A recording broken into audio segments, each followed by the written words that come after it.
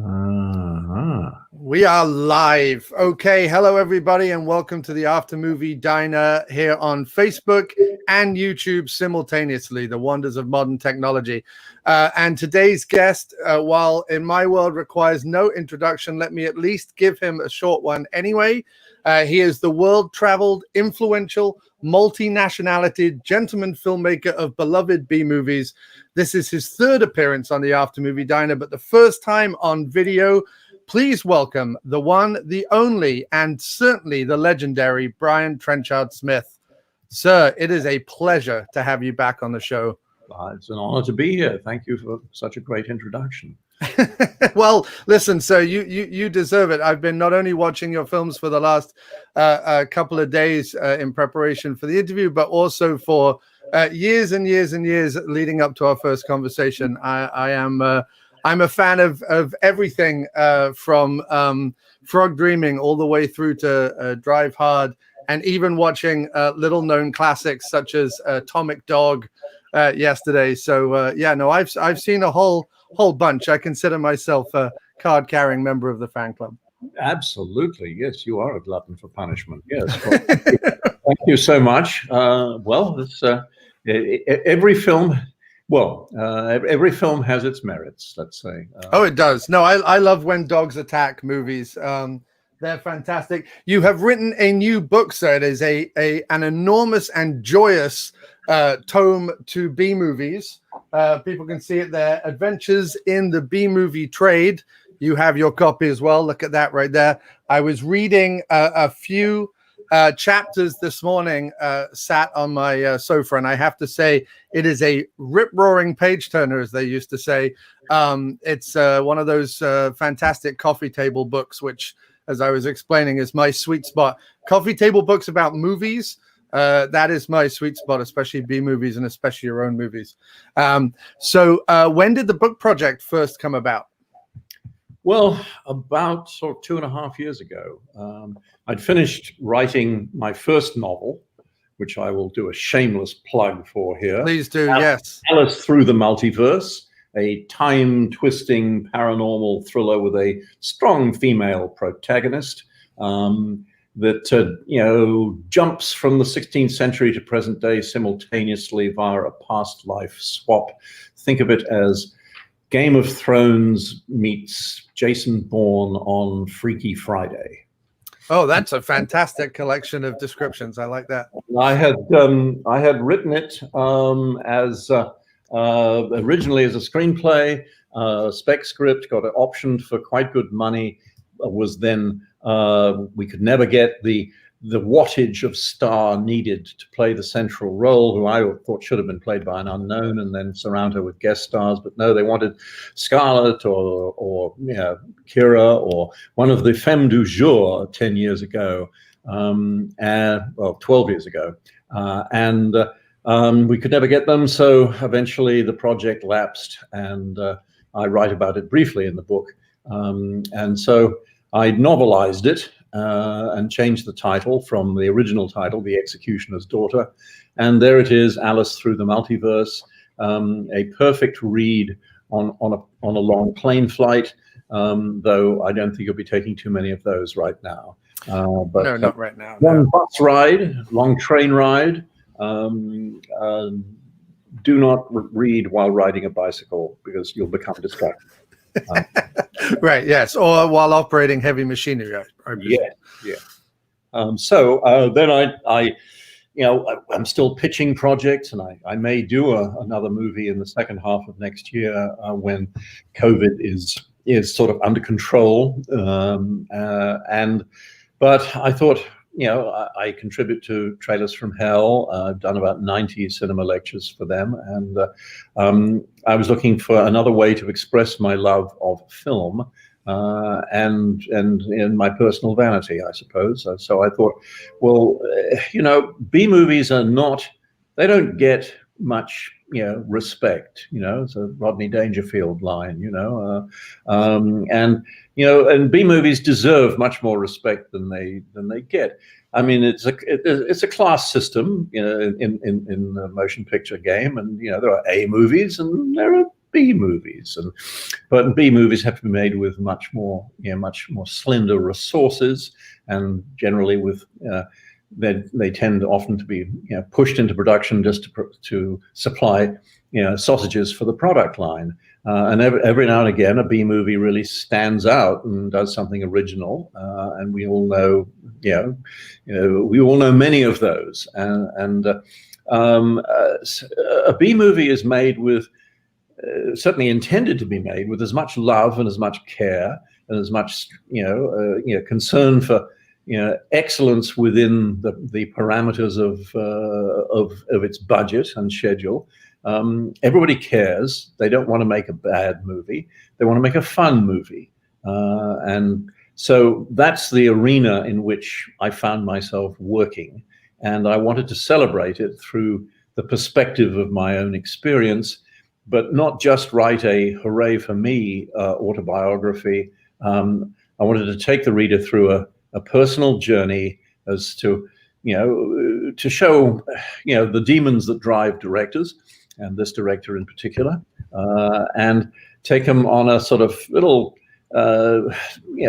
time trip through, the evolution of the technology that I was first introduced to when I got my first job in the business at 18, taking censor cuts out of movies at the request of the British Board of Film Censors for a particular distributor, reduce 12 lashes in the whipping scene to 3, and then you can get a universal or G certificate. And what I found was the company, sometimes would say, "Well, put them back. We've had it passed. We've shown them the print. They're happy. They've forgotten about it. The thousands of films. These prints with the cuts not put back, they can go to the north of England. No one will notice them." And anyway, so that was my first job, and working with 35mm sprocketed film with hand wound through a little HKS viewer, cement splicer, etc. So from that in 1964 all the way through to the latest digital photography and editing.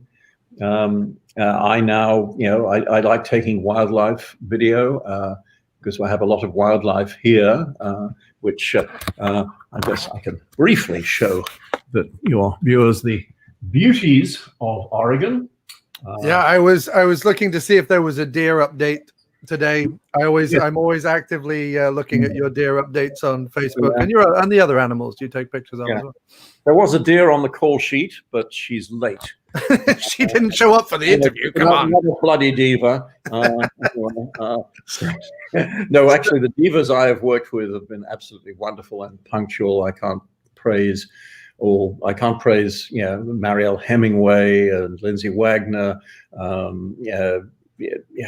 Various other great ladies, Connie Seliker. They're all on time and wonderful to work with. But my deer are occasionally divas.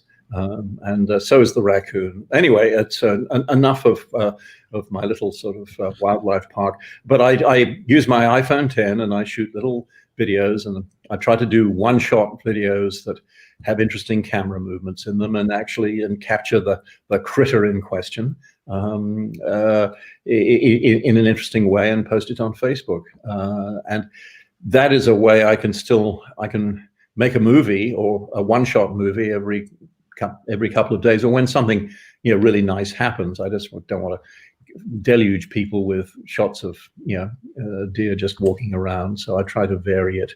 The last one I put up was the doe teaching two teenagers some table manners. They kept trying to eat her food and she kept whacking them with her hoof.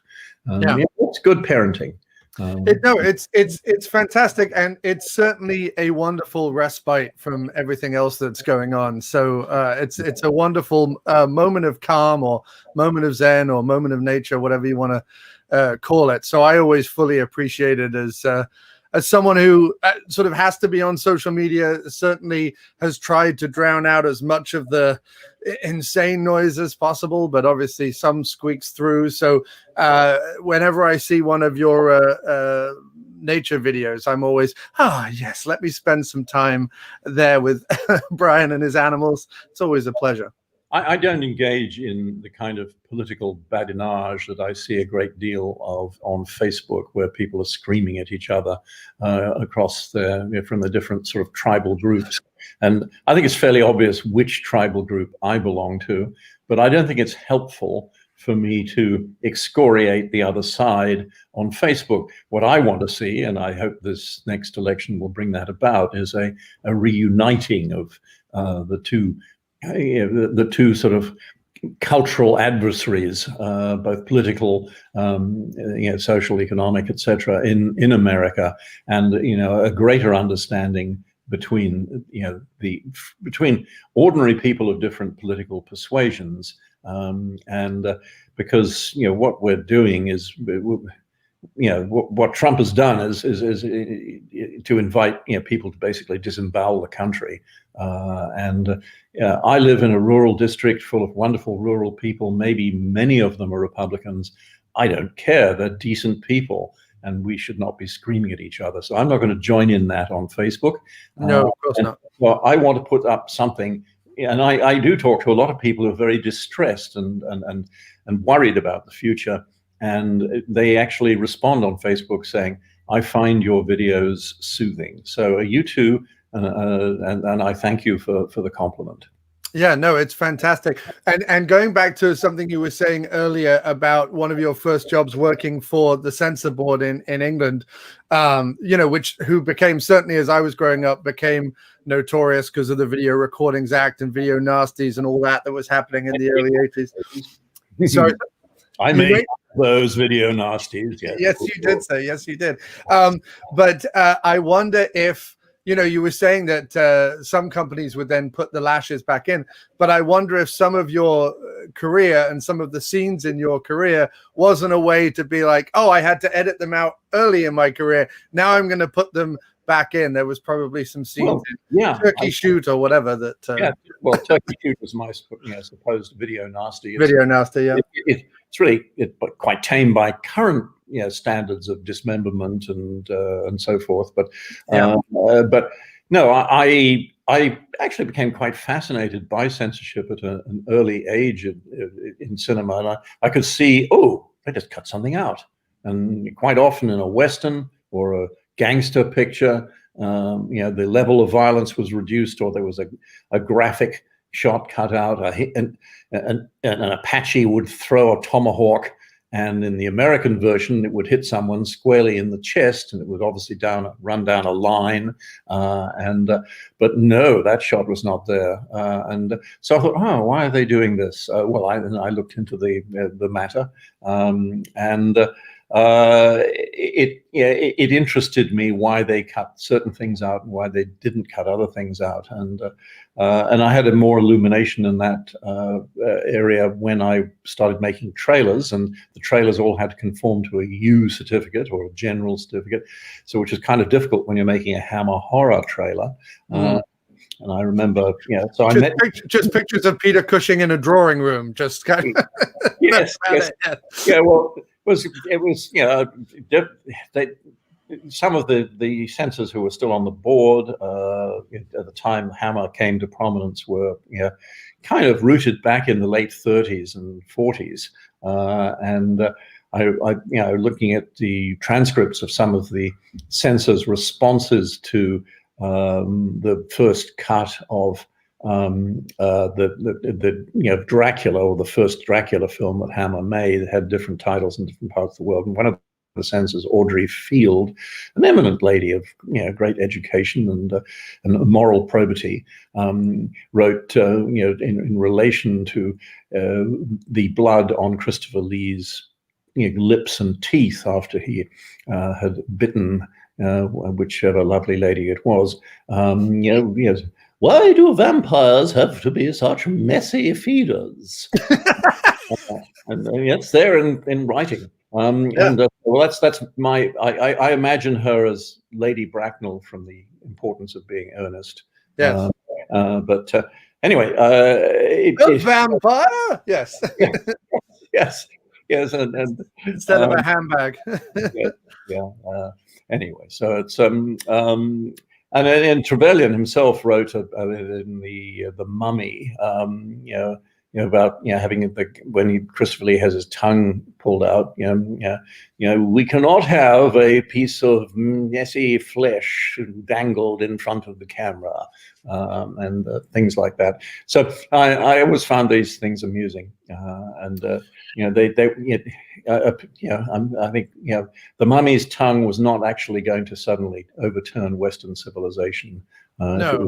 If it was exposed to and we're in this weird situation now where prior to COVID even, but where the situation where the censors aren't even needed really anymore because money has won out, right? So to get and money always wins out, but to get a movie mass marketed in markets across the globe, much better to make a PG Marvel Avengers genre film than it is to push the envelope or try and do anything kind of gory or graphic. But you're in this weird scenario where everything on the big screen nowadays tends to be fairly safe. Even horror movies, the horror movies tend to be fairly safe.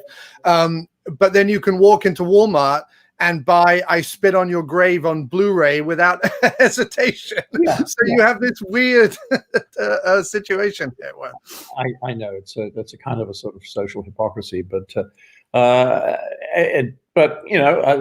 you go.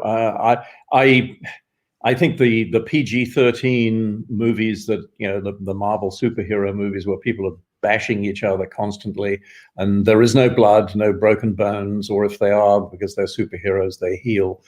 It actually gives a distorted view of the reality of violence to the young impressionable mind. So I wonder really whether the censorship of little explicit clips is just dancing around the edges, and let's say films that propose violence as a solution to problems have to be they should be put in context, let's say, for the young impressionable minds. I don't know. How can I, with my oeuvre, be a moralist? But as you get older, I think anyway, go on. Sorry, Brian, I lost that. Sorry, I talked over you. Please go ahead. Finish your No, I finished. Go ahead. What's your next question? No, I was going to say that I actually think, certainly growing up in the VHS era and discovering a lot of either B movies or horror movies or violent movies at a younger age, let's say, than previous generations would have necessarily seen them. I actually think being exposed to that kind of stuff at a younger age is actually healthier and better, and kind of gives you a more realistic view to some extent, because you are able to separate the reality from the fantasy, and you are able to separate the film from the newsreel or whatever it is.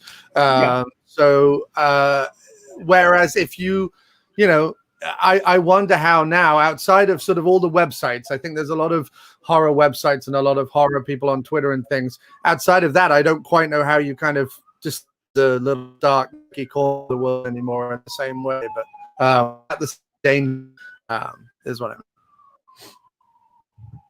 I am hearing a police siren in the background. You're buffering slightly on my screen. I apologize for that, Brian.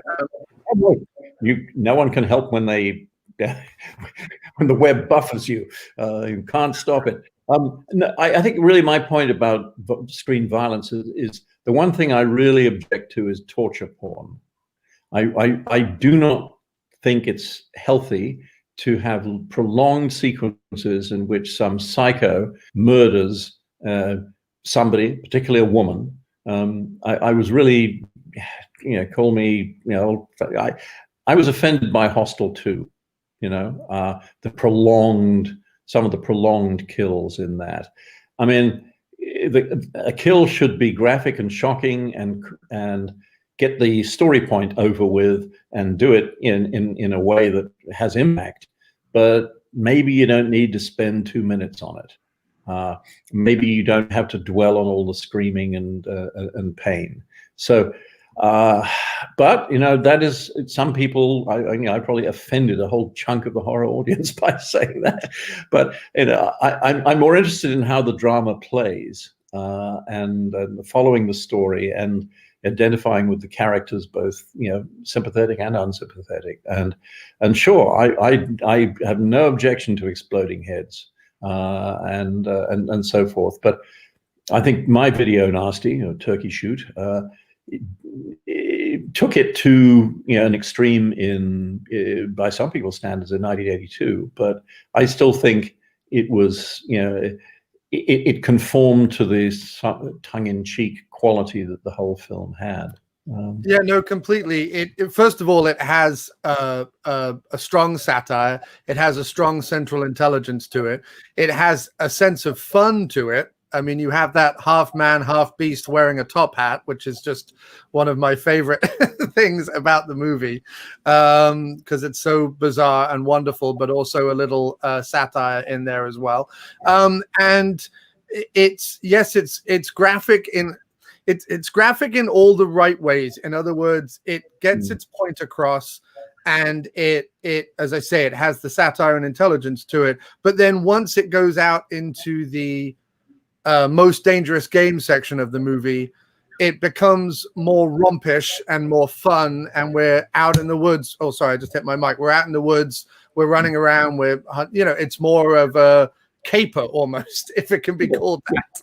Yeah, I mean, it is a first half is a film where the politics of the film are fairly evident, particularly in the opening parade ground sequence, which is one that Quentin Tarantino has particularly liked, and was able to quote verbatim to me, that the dissidents mea culpa that Oriana Pinozo played so well, while Roger Ward was beating the shit out of her, but freedom is obedience, obedience is work, work is life.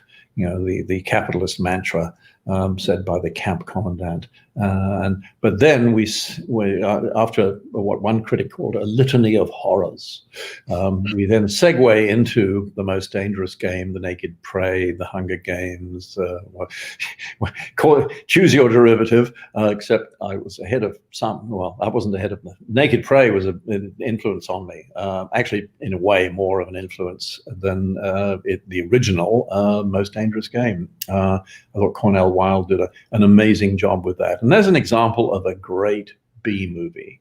He went to Africa with private financing, with a negative pickup deal dangled by MGM, and he went and shot this film in a ballsy way, and it did extremely well all over the world.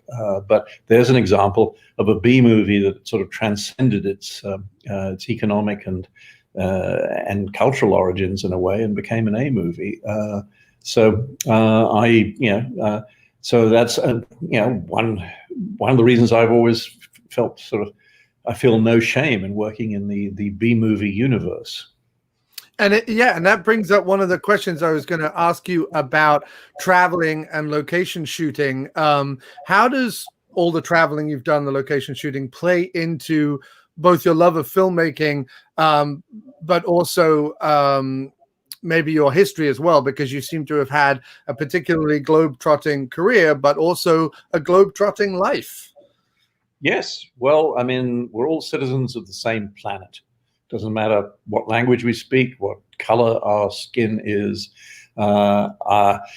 It's one world, and it's a great pleasure and a privilege to be able to travel it and meet people from different cultures, and in my case, to work with different film industries, working with the Hong Kong film industry, the Filipino film industry, shooting in Paris and Rome and South Africa, and 9 pictures in Canada.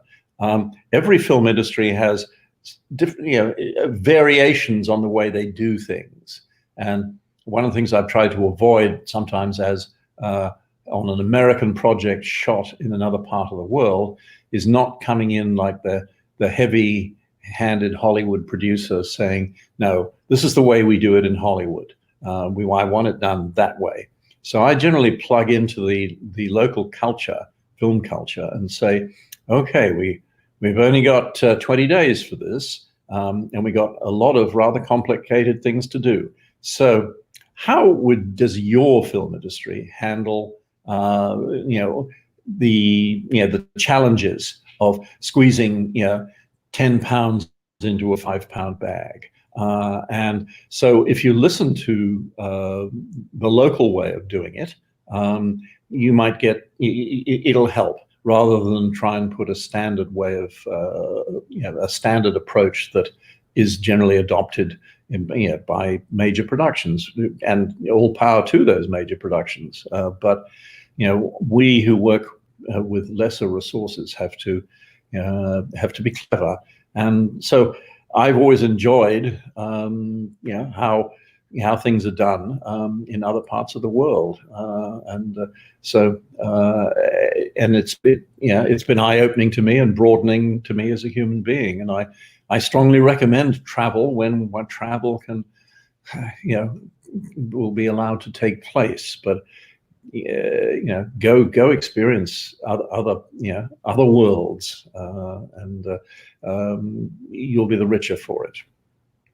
And can the same be said, do you think, for the fact that the genres you've worked in and the stories you've told have been eclectic over time? You've danced, you can't put Brian Trenchard-Smith's movies into one genre. I mean, yes, you've done a lot of horror and sci-fi and thrillers, but that, you've also done, war pictures and ghost stories and dramas and comedies and various other stuff. So does that constantly refuel your love of filmmaking and making movies, or is that just who you are as a film lover as well? Very eclectic in your taste. Well, yes, I can range from Bergman to Lucio Fulci in a couple of hours. I am a cinematic omnivore, and I will, I like some of the great movies of all time, and I like trash with flash, and everything in between. I mean, obviously, trash with flash it better not bore me, otherwise it's off onto the next. But there's always something to learn from a bad movie. So I have a kind of a sort of schizoid brain here. One half of it is enjoying the story and the characters and getting into the adventure, and the other half is digesting, analyzing how the film is made, and I see how they did that.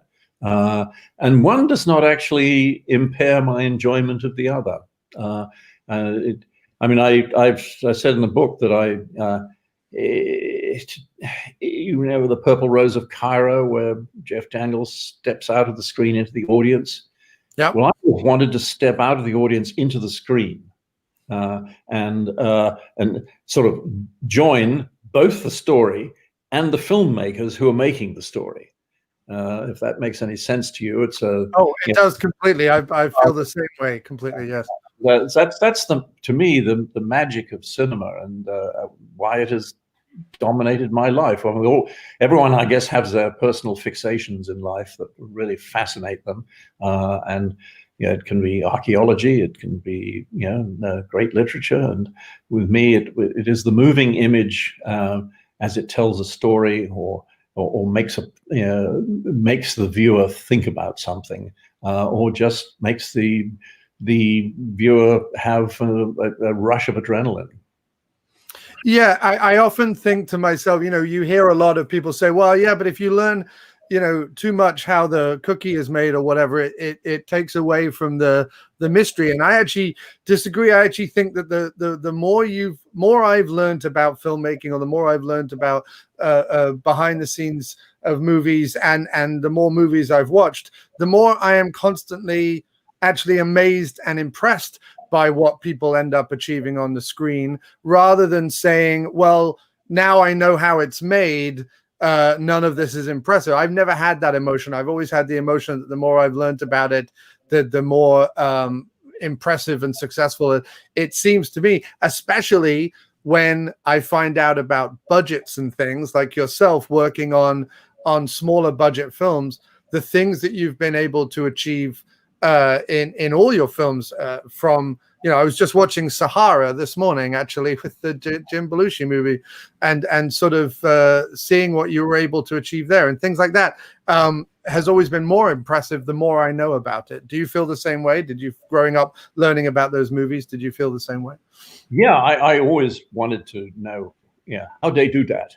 And to a certain extent, Walt Disney and his, wonderful world of Walt Disney did give us an interesting behind the scenes look at animation. And you actually, on the Disney Channel now, you can find some of those early Disney documentaries about animation, which is really fascinating. But when I saw the Ray Harryhausen movies, I really wanted to know how he did that. I'd heard about stop motion animation, and I read about it, but it was great to suddenly see pictures and even behind the scenes footage in the subsequent DVD releases of how he moved the armatures a frame at a time and so forth.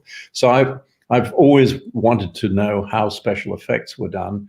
I got an early example when I was 16, when I visited the set of Beckett, which was shooting at Shepperton Studios, and the producer showed a hanging miniature, which was the dome of the dome of Canterbury Cathedral, which was about 3 feet across and hung from a wire, and it was hung in perfect perspective with the top line of the set, and then with a split diopter on the lens, causing top and bottom to be unified in focus.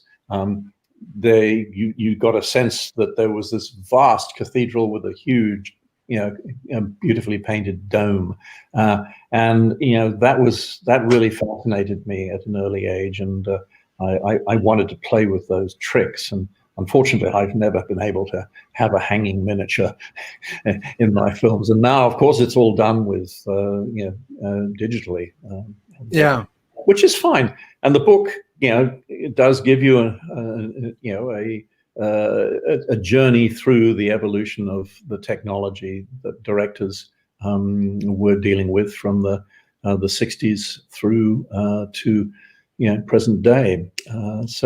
And that, I think, I hope that is of interest to movie fans and movie, and cinema historians for that matter, and particularly film students. I hope my book is read by people who are trying to get into the business, and they realize that the business has completely changed from the book the way I depict the business in the book, but it's an example of overcoming obstacles. And there are a whole range of new obstacles for filmmakers to overcome now. And here's how I did it. I was damn lucky. I was in the right place at the right time, so many times, fortune favors the brave, and so I was a little too brave sometimes. So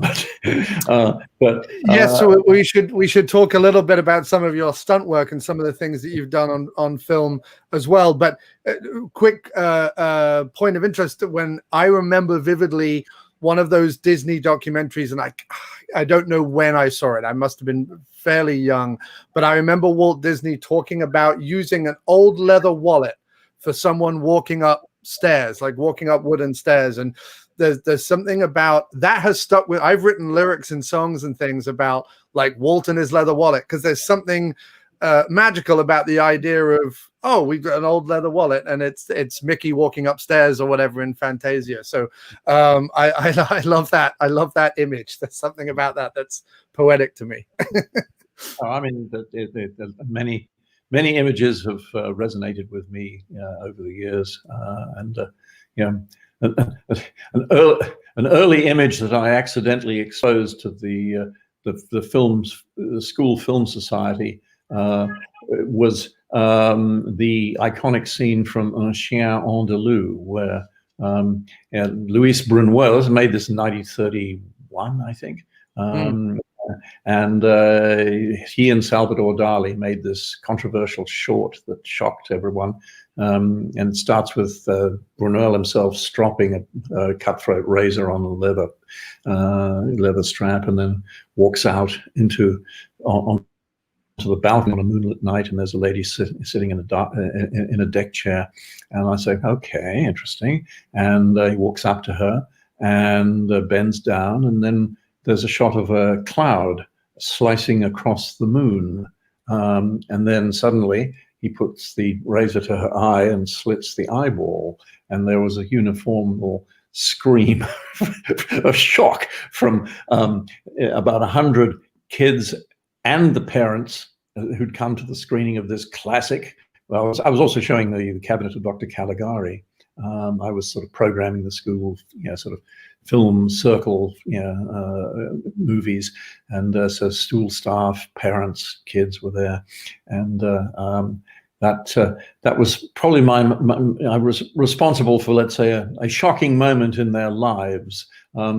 The purpose of this horrible scene, of course, Buñuel said, was we have to open our eyes, and of course, that symbolism was lost on the audience somewhat. I was not allowed to program the film school circle pictures after that without careful vetting. Well, that is a crying shame, because sometimes, as I said, like especially when you're younger, sometimes you need to be scared or shocked or pushed into thinking about something. It's part of what it is. Along with so first of all, I loved in the book how you preface the whole thing with stories about your parents, both of who had somewhat different upbringings, but both of which were sort of fascinating sort of backstories to your story. And I couldn't help but think, especially as I was reading the first couple of chapters about everything, I too grew up in the home counties of England and went to a boarding school, not quite in the same way that you did, as you describe in the book, but I could certainly imagine the life somewhat, and I couldn't help but think there's a sort of Downton Abbey style mini series mixed with sort of This Is Us somewhere in your parents' story, because it's quite fascinating, and the way you describe it in the book, very evocative. Oh, good. Well, I like to evoke. Yes, part of my job, yeah. I mean, there's so much more I could write about that period, and perhaps I should, because I had a window on the operations of the class system in England, and I went to a top public school. I was born into a sort of a privileged tier of society, it was important to me to do something with those advantages. I mean, frankly, in those days, I think, well, compared to today's education levels, particularly in America, my 5 years at Wellington College, leaving at 18, gave me an education that I think, by current standards, was at least 2 years of college. So I didn't then go to university because I'd had 10 years of boarding school. I was tired of academia. I could have gone and studied classics at Bristol University, who offered a place. No, I wanted to get out into the film business. And luckily, I was able to get this censor cut job for a couple of months, pretty fresh out of school, and got to start editing, editing film for a little industrial documentary, and I taught myself on the job, so to speak, as well as making 8mm films. But the school gave me, it was a sort of a school founded in the memory of the Duke of Wellington, and had a strong military vibe, and it gave me that kind of military sense, military organization. Logistics, understanding how to put the the pieces together before you mount the attack. So, you go out into the field in a movie as a director, and it's your job to take that hill every day, shoot the scheduled amount of work that has been allotted to that day. And it's kind of like a commando raid every day, because something will always try and interrupt you. There'll be planes going overhead during important dialogue scenes. The sun will go in and out of clouds, and you have to match it. Are we shooting in cloud or are we shooting in sun? Well, we're going to shoot in cloud. Oh, well, the sun's come out. And the sun might be another 20 minutes before it goes back into cloud. Do we want to start again and go into, do we want to shoot in sun? And then we get almost the way to the end, and it goes into cloud for an hour. So we have to light those last two shots like there is sun. And so you're thinking on your feet, and because you don't have the luxury to say, well, we'll wait, because that's what they do in big studio movies.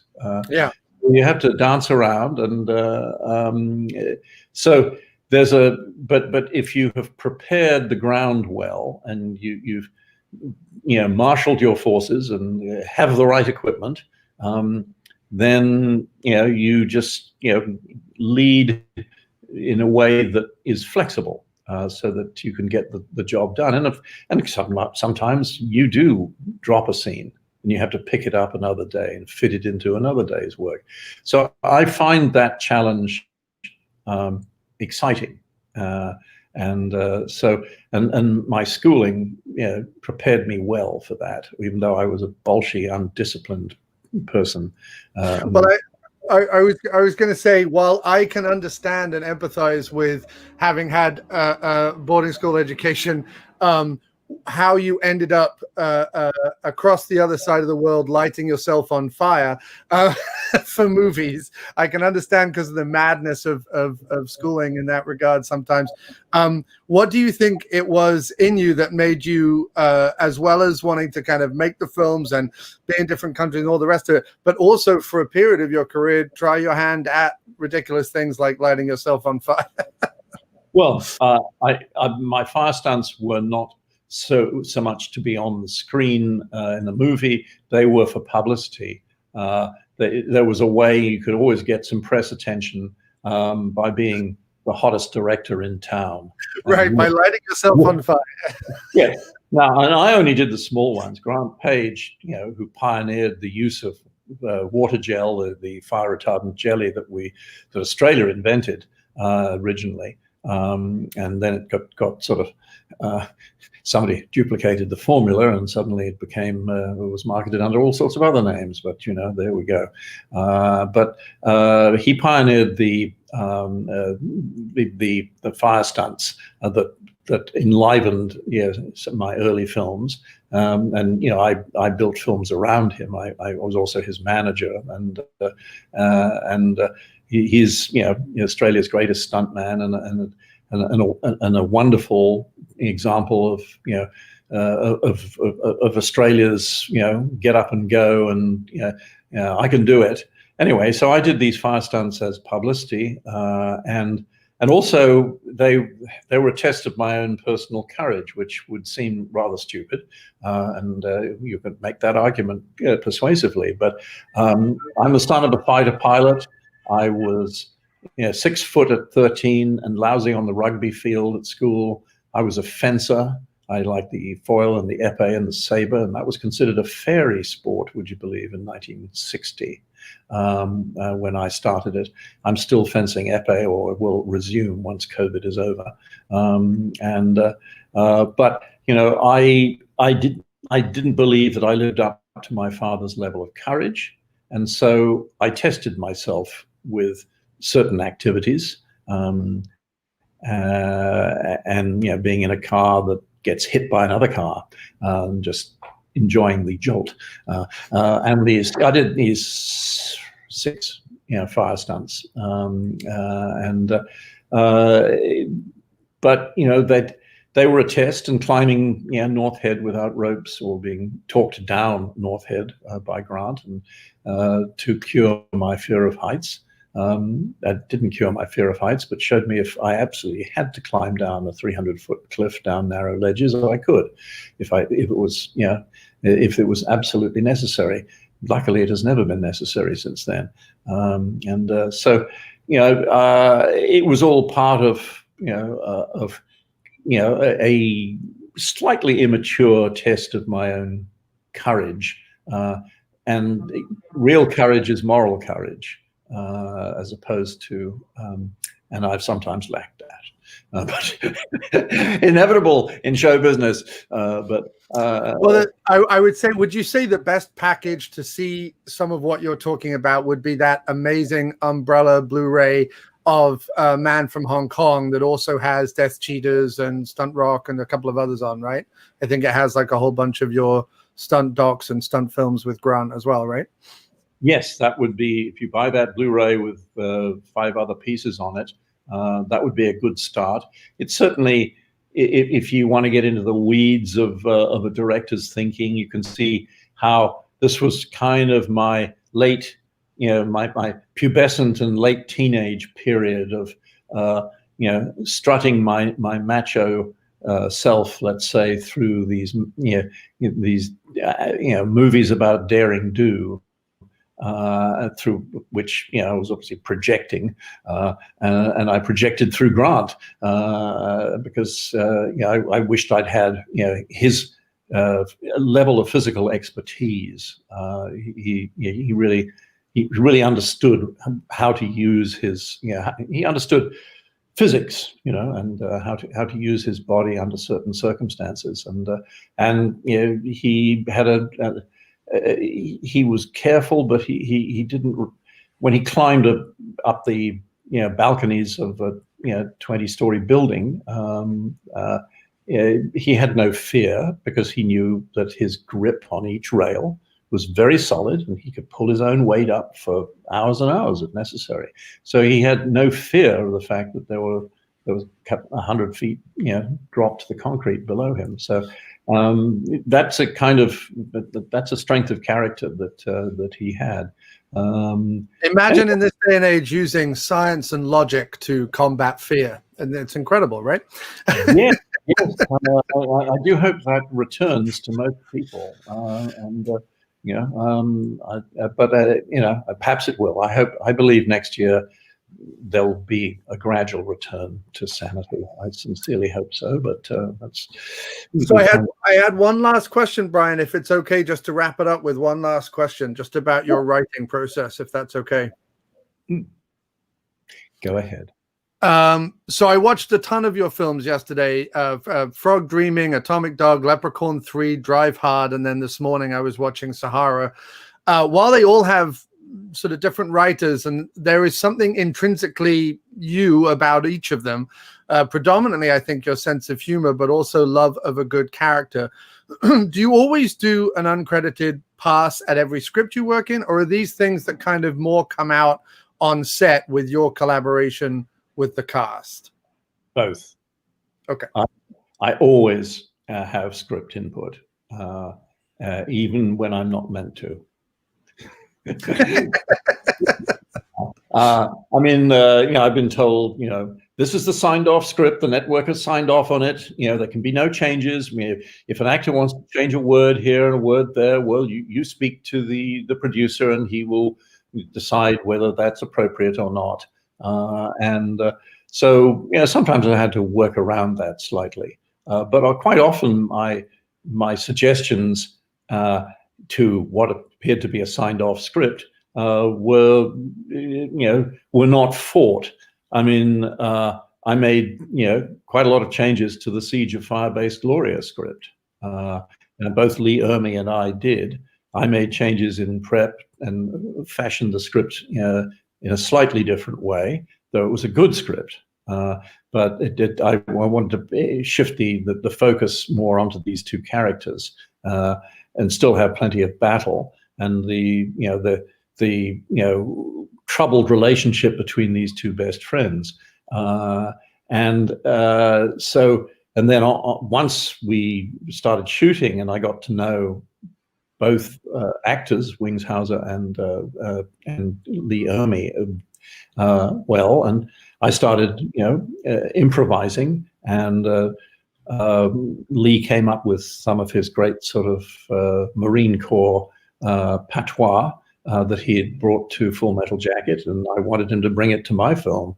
And Wings Hauser similarly wrote a very emotional scene for himself, and I wanted him to have more of a something to focus on while the patrol was moving here and there, and then sitting on the firebase defending it. So I gave him the little Vietnamese orphan kid to look after on as part of the story. So he had these scenes now that showed the humanity of this, PTSD afflicted, burned out, veteran. So the film is as good as it is because I looked at the chemical elements and then added some more, and then stirred, and then ran with what came out. So I'm pleased about that. So that's the way I always operate. And I said, if you want me on board, these are my views on the script, and I don't think it'll work unless you address these issues, at least, maybe not in the way that I suggest, but you must address these issues. And I did that with Megiddo, Omega Code 2, where if they'd shot the original script, it would have been hard to follow, and it would not have served the purpose that they had for it. I think I made a fun action horror romp for Christians that you can enjoy it from a secular perspective, and you can enjoy it from a Pentecostal Christian perspective. It's why shouldn't Christians have a fun action adventure with horror trimmings? I said, why don't we give them the Omen meets Air Force One in The End of Days, and they fight the Battle of the Bulge and are rewarded with the Second Coming. I mean, that touches all the bases. And sure, that covers just about everything, Brian. Yeah, we can give the audience a wide variety of interesting action sequences as a result, and a bit of spectacle. And we started with $12 million, and I have no idea why they spent 20, because I shot it in the same amount of time as I was given. I think they put about another sort of $5 million or more into visual effects, for which I'm very grateful, because that really enhanced the spectacle and, to a degree, the campiness of the picture, which I think is going to result in it enduring as it's a unique, one of a kind of a film. And that's Omega Code. That's Omega Code 2, right? Megiddo. Megiddo, Omega Code 2. You have not experienced that yet? I have not yet. That's one on my list. You are in for a treat. No, I don't see where it's streaming, but I'm sure I can find it somehow. It is on YouTube. Oh, it is? Oh, okay. Well, that's nice and easy then. But I'm glad it is, and it's a reasonable copy that's on YouTube, and maybe they've just put it out there for free. They sold about 400,000 VHS units, and they've gone on to sell DVDs of it too. So, but I think it's an interesting film, to say the least, and it has some fun sequences. And Michael York is wonderful as you've got Michael Biehn and Michael York in the same movie. That's fantastic. Yeah, Michael Biehn, Michael York, Udo Kier, Ali Ermey, Chad Michael Everett, Franco Nero as well. I'm seeing Franco Nero. Yes. Wonderful. He arranged a guided tour of the Vatican for us. That was kind of him.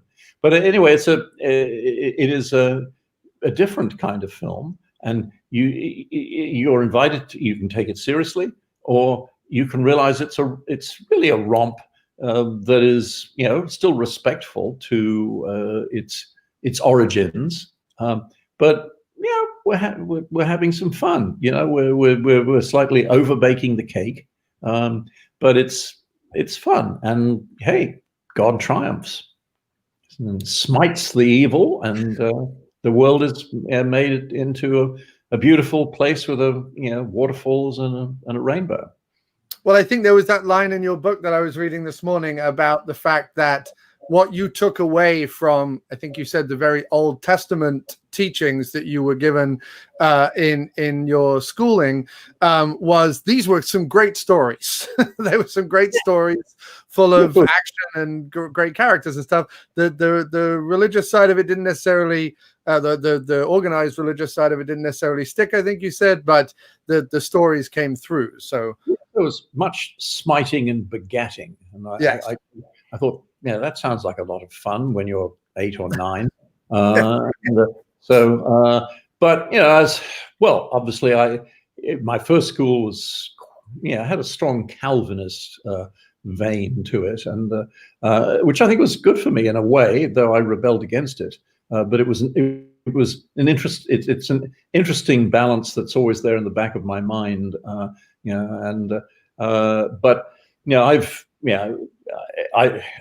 Over the years, I've evolved into someone who tends to see God as the life force itself, rather than a particular denomination or category of religious beliefs that have been set down by groups of men. Religion tends to be rather patriarchal. And I'm up here in Oregon, surrounded by trees and critters, and clean air and well water, and the deer trust me. The raccoon sort of trusts me. At a distance, he doesn't run away all the time. This time, no. He's used to me. And the ravens come, and but so.